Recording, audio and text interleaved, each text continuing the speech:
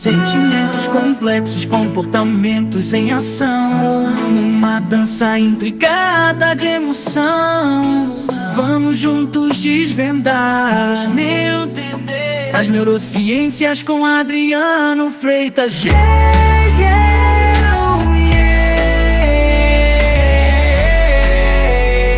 Você está ouvindo mais um episódio do podcast sobre neurociências, produzido em parceria com o programa de extensão Sustenta a Vida da Universidade Federal Fluminense. Eu sou o Adriano Freitas, pós-graduado em neuroaprendizagem, especialista em neurociência clínica, neuropsicologia clínica. Neste episódio, eu bato um papo com Fernanda Gonçalves, que também tem um podcast. Na escola da vida, aprendemos a cada dia, todo dia educando a mente. Quer colaborar para que esse projeto esteja sempre ativo e sempre com novos episódios e muita informação? Compartilhe o canal e os episódios de sua preferência com seus amigos, familiares, colegas de trabalho, pois é a audiência que garante a continuidade do projeto. Quer saber mais sobre meus projetos, sobre meus trabalhos? Acesse meu site www.adrianofreitas.com e também nos siga nas redes sociais neurociência.af, TikTok, Instagram e Facebook. E para enviar dúvidas, críticas, elogios e sugestões, você pode fazer isso pelo e-mail podcast@sustenta-vida.com ou mensagem de WhatsApp para o número 22 99 222 1003. Aguardo sua mensagem. Uma dança intricada de emoção. Vamos juntos desvendar, entender. Neste episódio, eu trago um bate-papo que eu bati com Fernanda Gonçalves, que também tem um podcast pela UF, tratando de autodesenvolvimento, liderança. Eu fui convidado por ela a participar do podcast dela, com 2 episódios. E aí, como o assunto foi bastante interessante e sobre as neurociências, eu resolvi trazer para cá e disponibilizar também no meu podcast esse bate-papo maravilhoso feito lá com a Fernanda Gonçalves. São 2 episódios. Nesse primeiro a gente fala um pouquinho sobre os ambientes de trabalho, sobre as habilidades necessárias para esse ambiente e também sobre a eficiência nesses meios corporativos. E no próximo episódio a gente bate um papo sobre neuroplasticidade, sobre novos aprendizados e também sobre reabilitação, sobre órteses. Então são 2 episódios fantásticos que você não perde por esperar. Fiquem agora com o primeiro episódio. Aprendemos a cada dia, todo dia educando a mente. Já quero pedir aqui para você mandar uma mensagem pra gente através do WhatsApp DDD 22 99 222 1003. É sempre muito legal receber a tua mensagem aqui e poder responder.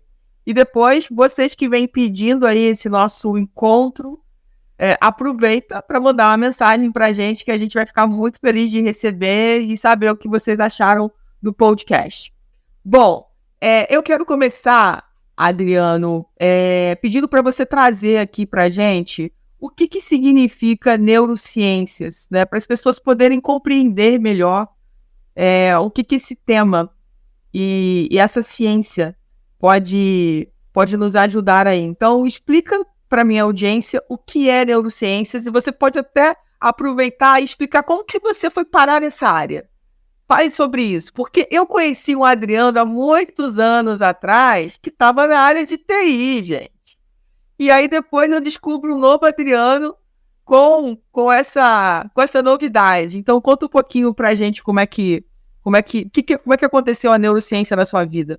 Bom, vamos lá. Então, para entender, as neurociências, na verdade, se fala neurociência e tal, mas geralmente é no plural, neurociências, porque, na verdade, é um conjunto de ciências que estudam a princípio, tá? A derivação dela da biologia vem do estudo do cérebro humano, que é um grande mistério para todo mundo. Só que, a partir do momento que começou-se a estudar o cérebro, né, tem aqueles desdobramentos, porque o cérebro comanda nosso corpo, comanda nossos comportamentos, nossos desejos, nossos sonhos, nossa memória. Então, tudo vem dele. Então, não teve como dissociar essas coisas. Então, a área foi ampliando, e hoje ela abarca questões ligadas ao comportamento, questões ligadas à saúde, questões ligadas a tomadas de decisão no mundo corporativo e tudo, e ligadas a transtornos cognitivos e tudo. Ela foi se ampliando justamente por causa dessas ligações e dessas derivações que um assunto tinha em relação ao outro. Então, nesse conjunto de ciências, você acaba tendo que estudar psicologia, neurologia, biologia, ou seja, o que vários profissionais estudam em separado, o profissional de neurociência tem que estudar junto, tem que estudar tudo. Ele é multidisciplinar, por regra, né? E é uma ciência formal. Isso significa que os conhecimentos da neurociência vêm de laboratório, vêm de estudos científicos protocolares, né, com todos os trâmites científicos, e quando algo chega a ser divulgado é porque, salvo se o profissional não for sério, é divulgado porque há uma comprovação científica daquilo. Então, isso é a neurociência. E realmente a minha área de formação básica é TI, como você falou, e eu cheguei na neurociência mais ou menos por acaso e ao mesmo tempo não por acaso. Por quê? Na área de TI existe hoje em dia muito falada inteligência artificial.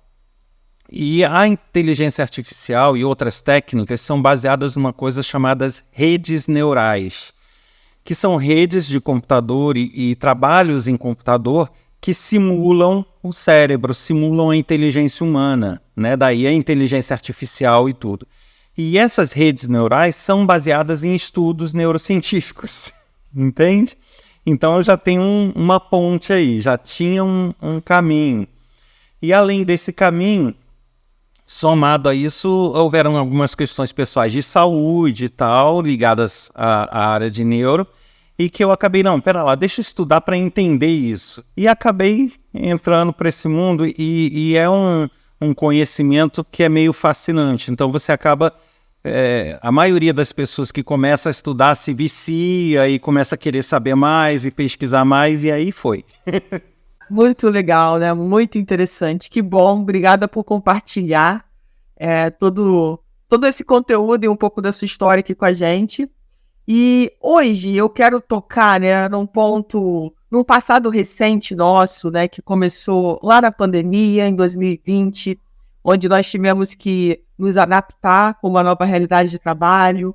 A grande maioria das empresas, né, colocaram seus colaboradores em home office, porque era como poderia funcionar naquela época, já que a gente não tinha muita informação do que estava acontecendo. E quando terminou a pandemia, muitas empresas, né, voltaram para o trabalho presencial. Algumas ainda ficaram no esquema de híbrido, algumas têm home office 100%, mas nós tivemos boa parte das empresas que retomaram o trabalho presencial por N motivos. E me lembra muito, quando a gente fala de pandemia, Adriano, que a gente tinha muita reunião online, né? Parecia que tudo era motivo de reunião. E as pessoas levantaram muito isso na época, né? Esse cansaço extremo de ter reunião o tempo todo. Muitos colaboradores nem abriam mais o vídeo. Então, às vezes a pessoa estava lá até de pijama, né? Ou nem estava, porque como é que você vai saber se o vídeo não está aberto, né? Se a pessoa de fato está presente, assistindo. E naquela época, isso trouxe muito estresse, apesar da gente saber que o fato de estar em home office e ter uma certa liberdade, né, de horário e de produtividade, fazia com que o colaborador tivesse uma qualidade de vida melhor do que ele estava tendo anteriormente. E nesse ambiente de muito estresse, de muitas reuniões que são desnecessárias, porque tudo que a gente começa a entender, a compreender, o que é uma reunião desnecessária, na minha opinião? Uma reunião que se fala, ninguém chega a conclusão nenhuma, e daqui a pouco estão marcando a mesma reunião para o mesmo assunto e não sai do lugar, ou muitas vezes o assunto é esquecido, nunca mais tocam o assunto. E a gente sabe, né? Eu trabalho no corporativo, muitas vezes participo de situações como essas, e que a gente precisa realmente mudar isso. Isso traz muito estresse, né? Porque é perda de tempo, perda de produtividade, isso começa a desanimar. E aí eu queria te perguntar, como que a neurociência pode ajudar a gente nessas questões? Porque a gente pode ter estresses pontuais, né? Então, eu posso estar num projeto que demanda um determinado tempo, então acaba ocupando, né, mais o meu tempo de vida com isso, mas eu sei que é pontual, que ele vai acabar, ele tem uma data para acabar, e aí a minha vida volta ao normal.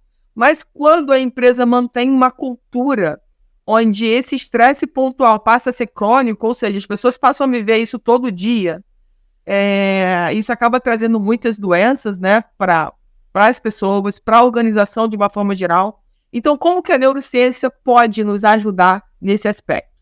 Bom, na verdade é um assunto complexo para tratar em tão pouco tempo, mas o que as neurociências fazem? Como eu falei, é uma reunião de ciências, né? Inclui a psicologia, inclui a neuro, e nisso, enquanto psicólogos e terapeutas estão preocupados apenas com estresse e com comportamento, as neurociências, além disso, estão preocupadas com a causa disso, né? Que é a própria organização do trabalho, a organização do dia a dia, a rotina, como que se dá as tomadas de decisão até das chefias em relação aos colaboradores. Então, essa visão ampla acaba sendo muito proveitosa para as instituições, para as empresas, porque se elas souberem usar essas informações, elas vão traçar planos de trabalho e rotinas que se adequam ao que o mecanismo neurobiológico de cada um é capaz de suportar, é capaz de produzir, né? Não adianta você ter um cronograma, uma tarefa, um organograma de trabalho maravilhoso, lindo, filosófico, bonito, cheio de questões, de escapes, mas se aquilo ali não se encaixa como a nossa estrutura né? Então, se aquilo não se encaixa na nossa estrutura, por mais que seja bonito, as pessoas vão se sentir deslocadas naquilo e vão gerando esse estresse. Então, a neurociência ela atua nesse sentido nas corporações, em ter o olhar para o dia a dia dos colaboradores, no sentido de cuidar do estresse, cuidar dos problemas que ocorrem com ele, mas também cuidar de tudo que está no entorno disso, né? Que é a própria organização da empresa, as tomadas de decisões, as chefias, as metodologias de trabalho. Porque tem certas coisas que, assim, causam uma diferença muito grande de produtividade, uma mudança que muitas vezes é simples, mas que as pessoas muitas vezes não se atentam no dia a dia, né? Então, é meio por aí, entendendo esse contexto todo, que vai desde a organização até o que está lá na ponta, que é o colaborador. É uma visão mais ampla do que simplesmente focar no colaborador ou simplesmente focar no descanso ou simplesmente focar na estrutura de trabalho. Beleza, Adriano. E eu acho legal a gente poder comentar aqui um pouco, né, sobre culturas muito arcaicas, né, de algumas empresas, ou às vezes nem é muito da empresa, mas a própria liderança, né, mantém posturas que acabam causando mais estresse, né? Então, uma liderança que tem a cultura do ponto batido, né? Por exemplo, a gente sabe, tá? Que existem funções que precisam entrar no horário e sair no horário. Um exemplo aqui, só para vocês conseguirem alcançar, né, o que eu quero colocar. Se eu tenho um comércio e eu tenho um horário para abrir e para fechar, eu preciso que o colaborador permaneça, né, ou os colaboradores permaneçam naquele horário para poder atender o público. É uma coisa muito específica. Diferente de um trabalho, muitas vezes, administrativo, que pode, né, ser pensado a nível de produtividade. Inclusive, quando a gente fala de home office, né, porque quando o home office veio, a pergunta que muitos gerentes faziam, muitos líderes, é como que a gente vai mensurar, a gente vai medir se esse povo está trabalhando ou está à toa em casa? Né? Essa foi E aí gera uma desconfiança, e isso é ruim, porque o colaborador que tem seriedade, né, se sente ofendido, aquele que também não está muito a fim de trabalhar vai na onda, faz parte, mas a liderança precisa aprender, né, a ter ferramentas para medir isso. Então, não medir a quantidade de horas que aquele colaborador trabalha, mas mensurar o resultado que ele está trazendo. Né? Ele foi contratado para quê? Como é que você vê isso, Adriano? Principalmente agora, nos tempos atuais, depois de pandemia, de tudo que a gente passou, como é que você enxerga isso? É justamente o que você falou, né? Essa mentalidade de você ficar ali contando minutos para dar a hora de sair, contando minutos, né? Chegou 2 minutos atrasado, isso é um problema. Na verdade, isso é o tipo do estresse desnecessário para o colaborador, né? Porque eu garanto que se ele ficar 15 minutos depois do trabalho, 20 minutos, não vai ser dado nenhum benefício em detrimento ao atraso de 5 que ele teve, né? Então, assim, acaba gerando uma revolta, entre aspas, né? No sentido, assim, dele se sentir realmente incomodado com essa situação, e isso vai gerando pequenos estresses diários, que no final você tem um pequeno estresse aqui, um pequeno estresse lá, outro pequeno estresse, várias questões juntas formam um grande estresse, né? Então, se você consegue eliminar aqueles que são desnecessários como esse, você acaba no final tendo um volume a menos de estresse para aquele colaborador. E, de fato, né, hoje em dia, você pensar que você ficar 1 minuto a mais, 2 minutos a mais vai fazer diferença no trabalho, cá para nós, todo mundo sabe que não é assim, né? Então, independente de ser à distância ou presencial, isso aí, os estudos já comprovam isso, você medir justamente como você falou, o que a pessoa produz, é o que há, entendeu? Tanto em termos presenciais quanto em home office, mas desde que haja um plano de trabalho acordado e que seja claro, e que seja delineado, e que não deixe dúvidas quanto ao escopo, né? Quanto à área de atuação. Então não adianta você também querer cobrar uma produtividade se os dados necessários para fazer aquele trabalho não chegaram na mão da pessoa, né? Se a pessoa está se debatendo, tendo que discutir com outro porque não repassou coisa para ele. Então não é por aí. Eu acho que tudo parte de uma organização da própria empresa. A empresa tem que saber como lidar com as tarefas, como quebrar essas tarefas em pequenas tarefas e daí repassar isso num plano de trabalho. Eu diria que isso daí também, uma outra comprovação interessante, é assim, a produtividade, ela está atrelado à capacidade que você tem de focar na sua tarefa, na sua atividade, que você é capaz de se concentrar nela, de trabalhar nela.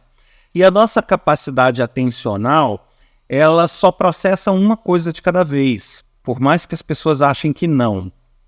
Né? A pessoa, mas eu escuto música, estou cantando e ao mesmo tempo estou escrevendo. Não está fazendo tudo ao mesmo tempo, não. O nosso cérebro, o nosso sistema nervoso, ele fica alternando entre as tarefas de uma forma muito rápida, que muitas vezes dá a sensação de que você está fazendo mais de uma coisa, mas não está. E essa capacidade atencional, ela é limitada. Então, vamos considerar aí uma pizza. Eu tenho uma pizza de capacidade de prestar atenção.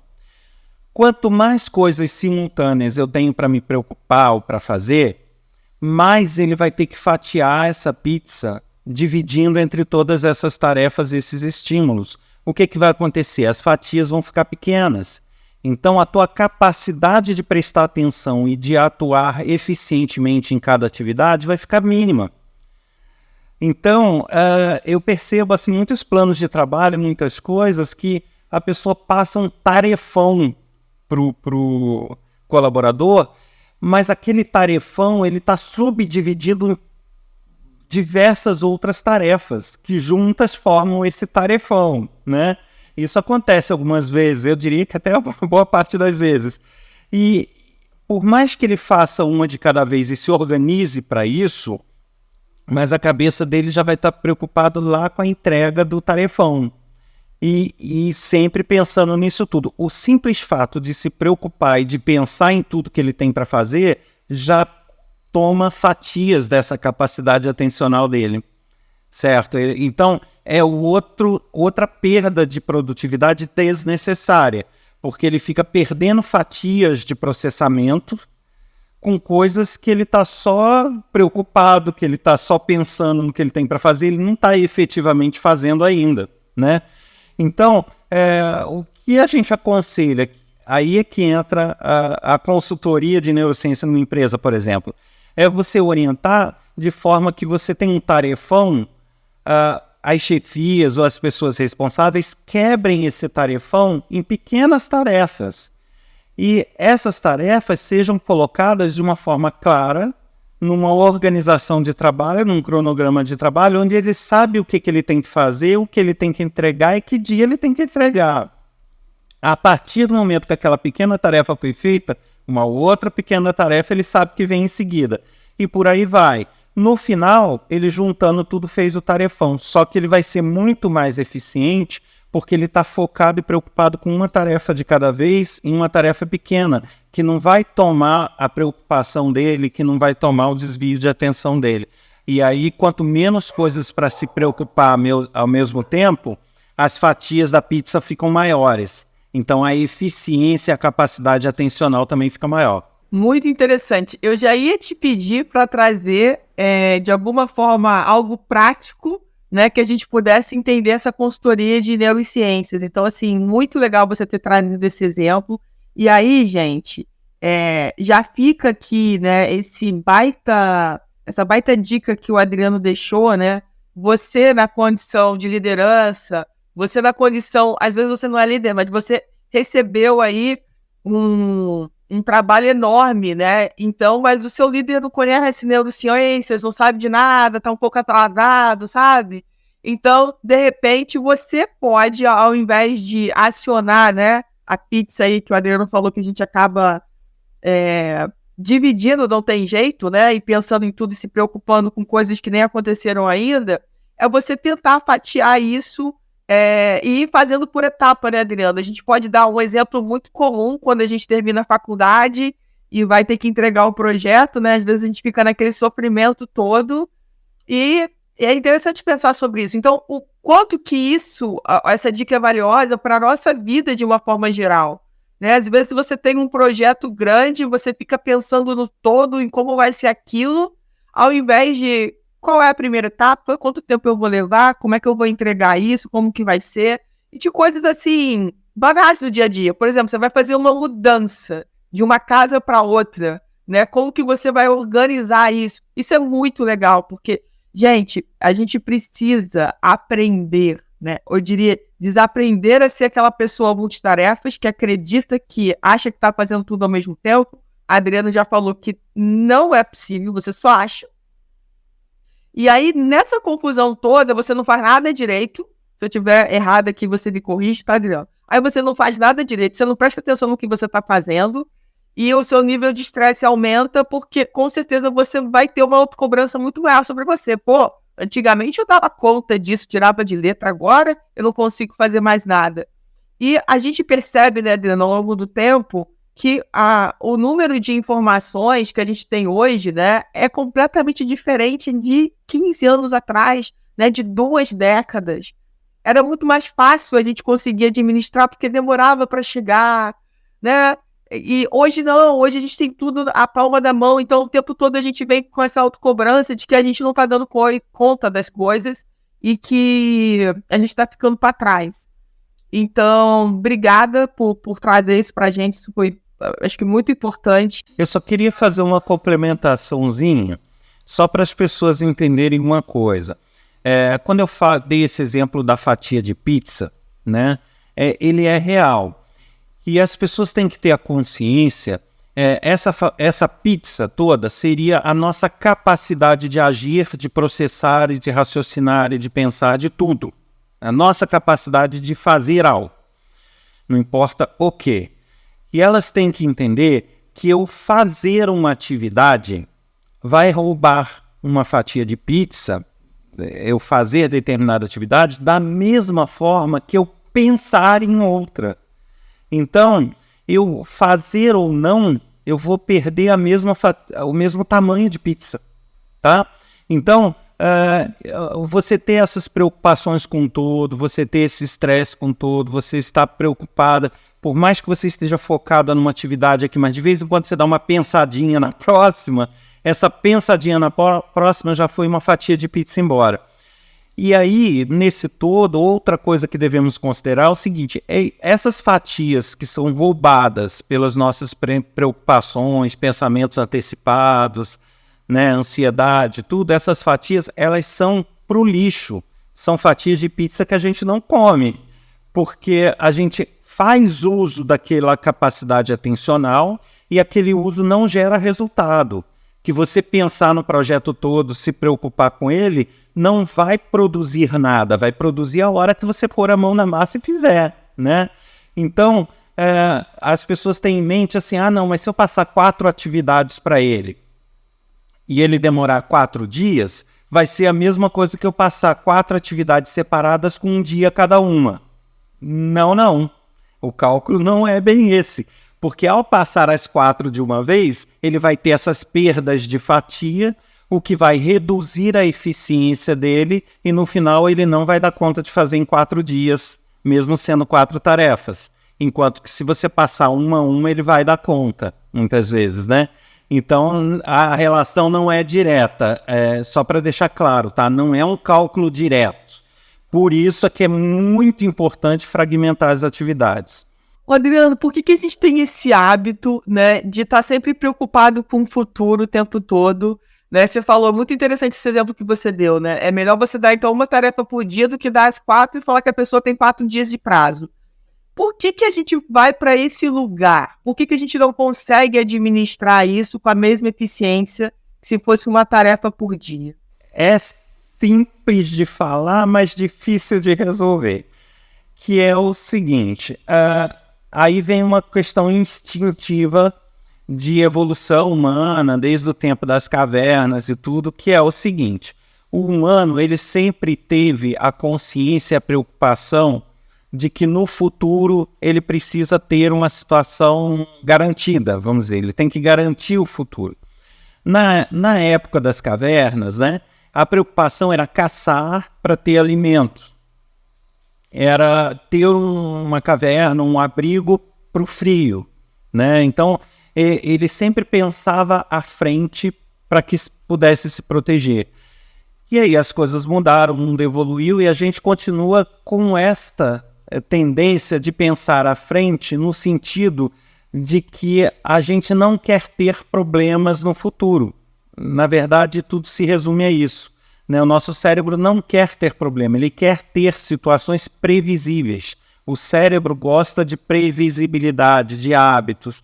Ele não gosta de surpresas inesperadas. Todo mundo sabe disso, né? É uma coisa que pega todo mundo de surpresa. E justamente em busca dessa estabilidade, dessa previsibilidade, é muito ruim você saber que você tem um tarefão, mas que você não sabe se vai dar conta, você não sabe se o chefe vai gostar, você não sabe se as exigências da empresa vão ser atendidas com aquilo. Então, são interrogações que causam incertezas do futuro. E essas incertezas do futuro, o cérebro odeia, então ele fica tentando a todo instante pensar naquilo no intuito de tentar tornar aquilo mais simples de entender, mais simples de digerir, ou tentar achar alguma saída mais prática. Então isso aí vai ser uma questão até instintiva humana. Mas existem aí, né, não vou dizer que é bem um treinamento, né, mas existe como você se habituar a quebrar um pouco esse ciclo, né? Não é que você vai deixar de se preocupar com o futuro, porque isso instintivamente faz parte do humano, você não vai. Mas o que você pode é, de repente, oferecer menos fatias de pizza para eles, para isso, né? Então, as pessoas que têm um controle um pouco maior disso, elas mesmo tendo as atividades grandes, tendo várias atividades a fazer simultâneas, elas vão conseguir se preocupar na hora certa com as coisas certas e fazer as coisas certas. Se eu estou focado numa atividade, eu tenho que fazer, eu tenho uma outra para a semana que vem, eu simplesmente não pensar naquilo. Não é simples para muitas pessoas, mas é o caminho. Muito legal. Então, não é porque não é simples que a gente não possa estimular isso no nosso dia a dia, né? Mas é uma tarefa de disciplina, né? E eu vejo muitas pessoas, a gente usa muito o termo, né, procrastinando, né, enrolando para entregar a atividade, porque vai para esse lugar, né, da preocupação, do não vou dar conta, eu acho que eu não vou conseguir fazer, e não começa, né? Não começa para poder sentir se vai ter dificuldade ou não na prática, porque uma coisa é na nossa cabeça, uma coisa é na planilha de Excel, né? E outra coisa é quando a gente começa efetivamente a fazer o trabalho e entender se a gente vai conseguir entregar a demanda naquele prazo ou não. E é claro que a gente conta, né, com lideranças, com gestores flexíveis que possam entender que nem sempre o que está lá no papel de prazo de fato ocorre daquele jeito, porque o papel aceita tudo. E aí a gente vai para a prática, né, e acontecem coisas que não estão lá naquele papel, que não foram planejadas, né, e a gente precisa aprender a trabalhar com isso. Tem mais alguma dica prática que você pudesse falar dessa consultoria de neurociências para empresas, alguma coisa que você lembre aqui? Porque assim, é uma área que ela não traz fórmula mágica, né? Inclusive, eu deixo isso claro aqui porque virou de um tempo para cá, não sei se vocês, o seu público tem esse contato, mas de um certo tempo para cá virou meio modinha falar neurociência, neuro isso, neuro aquilo, neuromarketing, neuro não sei o que, neuro aquilo. Virou uma modinha colocar neurociência em tudo. Mas se alguém te apresenta um conceito de neurociência como uma fórmula mágica, como uma tarefa mágica, como uma coisa que, se seguido, vai resolver, ele está meio que te enganando, né? Salvo quando são dicas que eu falei aqui, porque a gente está se baseando num conhecimento dessa questão da capacidade atencional e tudo nessa dica. Agora, eu não posso dizer que a mesma forma de dividir tarefas de uma empresa X vai ser igual para a empresa Y, porque elas têm mecanismos diferentes, chefias diferentes, preocupações diferentes. E aí, as neurociências, elas precisam, como são áreas científicas, elas precisam comprovar as coisas para, em cima dessa comprovação, ver o que é mais eficaz e apresentar como solução. Então, por isso que é meio complicado você dar essas fórmulas mágicas, porque nem sempre se aplica a todo mundo. O que funciona muito bem para mim pode não funcionar para você. E aí, realmente, a gente precisa entender assim, o ambiente, entender as pessoas, conversar com tudo, para, em cima disso, traçar um plano de ação para aquela corporação específica, né? Então, a dica que eu dou é essa: quem tiver interesse e quiser estudar um pouco o assunto, é fascinante, tem muita coisa assim absurdamente fantástica, porém, muitas vão depender desse estudo prévio, né? E que aí fica difícil. Mas, para não dizer que eu não dei mais nenhuma dica, né? Uma coisa importante, eu acho que eu já até falei isso da outra vez, mas ressalto aqui, né? A nossa parte cognitiva, ela está muito atrelada às nossas memórias. Então, vai um outro conhecimento carregado de uma dica aí. Tudo que a gente faz, por mais que a gente ache que não, a gente está trabalhando memórias. O nosso processo de tomadas de decisão, quando eu tenho que decidir, eu faço isso ou faço aquilo, o cérebro, ele vai, nas nossas vivências, experiências, nas memórias que nós armazenamos, ele vai lá buscar tudo que a gente tem de vivência. Com base nessas vivências, ele tenta ver qual que mais se aproxima com aquela situação que eu estou tomando decisão, o que mais é similar de alguma forma, e a partir daí ele nos ajuda a tomar essa decisão, ele nos impulsiona a tomar essa decisão, mas sempre baseado no que a gente já viveu em termos de experiência, de conhecimento, de tudo. Então, tudo é muito baseado nas nossas memórias, as decisões, as coisas, as próprias atividades que a gente tem que desenvolver, né? E essa memória, ela, para ser cultivada, a gente precisa dormir bem, né? Então, assim, as memórias e até toda essa bagagem de processos decisórios, elas surgem em dada fase do sono, que é a fase 5, que a gente chama, né? Tem aquela fase 1, 2, 3, que é aí a fase REM, que todo mundo escuta falar, né? Fase REM. Nessa tal fase REM é que as memórias são arrumadas no nosso cérebro, né? A gente tem uma área do cérebro chamada neocórtex. É nessa fase REM que o neocórtex organiza tudo para a gente. Então, se a gente toma remédio para dormir, se a gente tem um sono completamente desregulado, se a gente tem uma vida muito boêmia, o que vai acontecer é que a gente não vai ter essas memórias organizadas como deveria. E nossos processos decisórios, as nossas ações que dependem de decisões, elas vão ser muito prejudicadas em função disso. Lembrando que quando eu falo de dormir bem e não ser boêmio, eu tenho que dizer o seguinte: aquele conceito de todo mundo tem que dormir 8 horas, todo mundo tem que dormir antes das 10, duas informações furadas que até hoje muitos médicos continuam replicando. Já se sabe que não é isso. A população está dividida em diversos grupos. Algumas pessoas têm a necessidade de dormir cedo, outras, pelo contrário, elas só vão ter produtividade se elas dormirem muito tarde. Por acaso é o meu caso. Se eu dormir cedo todo dia, eu não produzo. Eu tenho que dormir muito tarde, sempre muito tarde. 3 horas da manhã para mim é cedo. Então, mas isso não quer dizer que eu seja insone. Significa que eu estou num grupo de que precisa dormir mais tarde, ponto. É uma condição física da pessoa. E a pessoa precisa entender isso. Da mesma forma, a quantidade de sono. Todo mundo, porque eu tenho que tomar remedinho para dormir, porque eu durmo 6 horas e não consigo dormir mais, eu durmo 5 horas. Errado.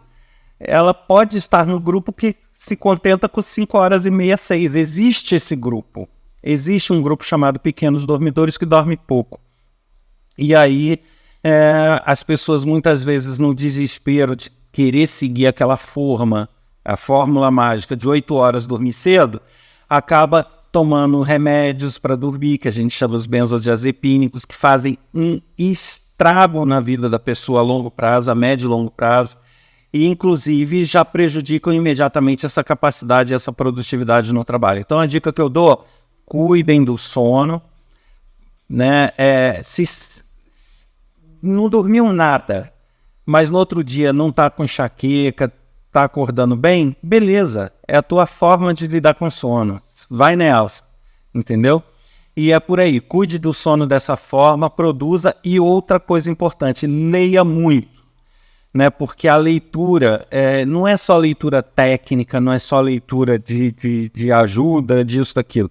Leituras de romance mesmo, de histórias, de ficção, elas são fantásticas para aumentar nosso arquivo para as tomadas de decisão. Então, quem mais lê tem mais eficiência nas tomadas de decisão. Então, já passei 2 dicas aí de... Eu falei demais, mas dei a dica. Eu já posso dizer que eu sou uma grande dormidora, que eu adoro dormir cedo.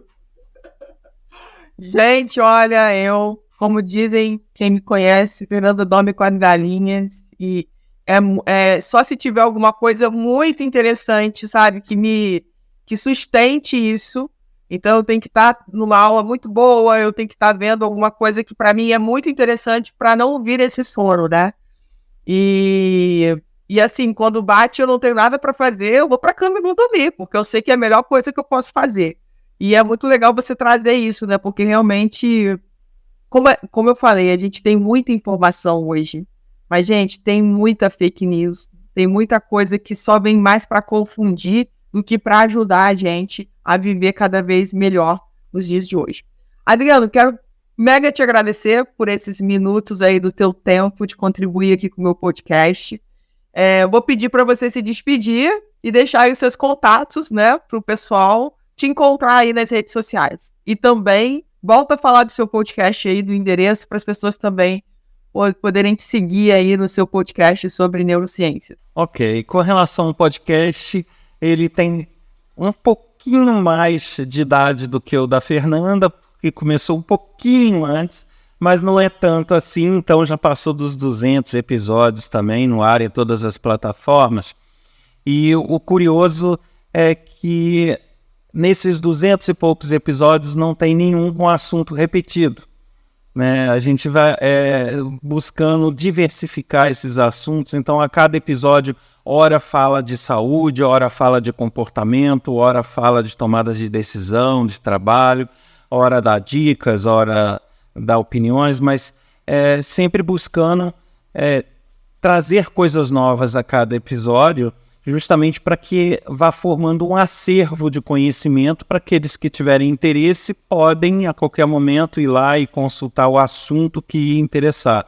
Então eu convido a todos aqueles que tiveram uma provinha nesse podcast e ficaram de repente interessados, querem conhecer um pouco mais da área, dos outros ramos ligados a essa área, que faça uma visitinha lá no canal e também mande uma mensagem, como a Fernanda sempre diz, né? Então é podcast.adrianofreitas.com. E se alguém quiser saber um pouco sobre minha vida profissional, projetos que eu desenvolvo e questões ligadas a mim, até ter trechos de aulas de neurociência, de palestras, visita meu site, que lá tem esses materiais e tem bastante informação minha e de projetos também. É www.adrianofreitas.com. Certo? Eu te agradeço aí pelo convite e vamos seguindo aí, vamos embora seguindo esse podcast que tá uma maravilha. Com certeza, gente. Então, bora seguir o Adriano, bora acessar o site dele, tá bom? Para que vocês tenham mais informações.